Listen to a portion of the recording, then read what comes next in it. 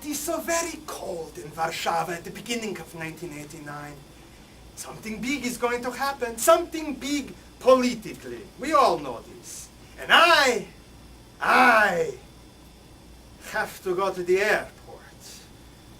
Usually I'm happy to go to the airport to meet people, especially Americans. I can get a new Time magazine, maybe a book. But this time, I am not happy. The last thing I want to do is babysit for an American. And these Americans, they are just like babies. They are helpless. They don't know the language. They know nothing about history. When Americans want to say something is rubbish, they say, that's history. Bozhe moi, what kind of people is this? And they have more history. Maybe they will take it seriously. This American, his name is John. He come into the airport waiting room, he looked like someone spin him around in a circle 100 times. We get his luggage. He have a big backpack.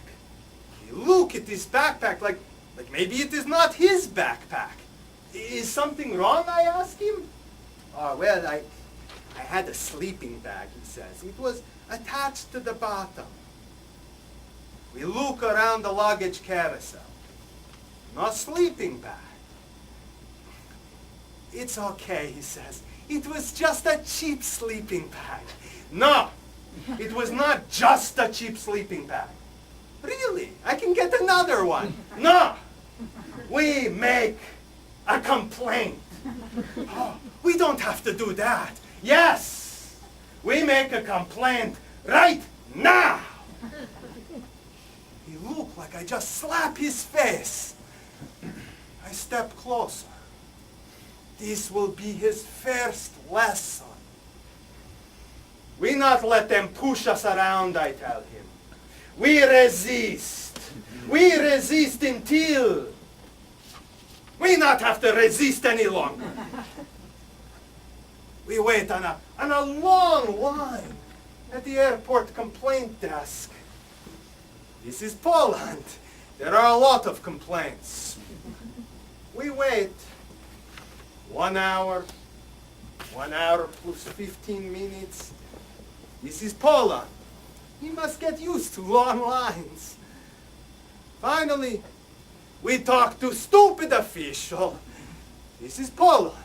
He must get used to stupid officials. He will never see his sleeping bag again. But that is not the point. Outside, it is cold, very dark. We go by tram to his new apartment. It take 2 hours. Maybe he want to go by taxi. But this is Poland. Taxis are expensive. We go by tram. His apartment, it is located in the old Jewish ghetto. It is a small place, but nice furniture. In the kitchen, there is a big box with a new set of dishes. He look around the apartment. He look like he want to cry. But then his face change. He not want me to see his disappointment. This is something. Most Americans, they insist on taxis. They get hungry or tired. They cry. Maybe he is not baby. Maybe he is toddler. I come back tomorrow morning. I show you the city, I tell him. I tell you about Solidarność and the stupid communists. I'm surprised you speak so freely, he says.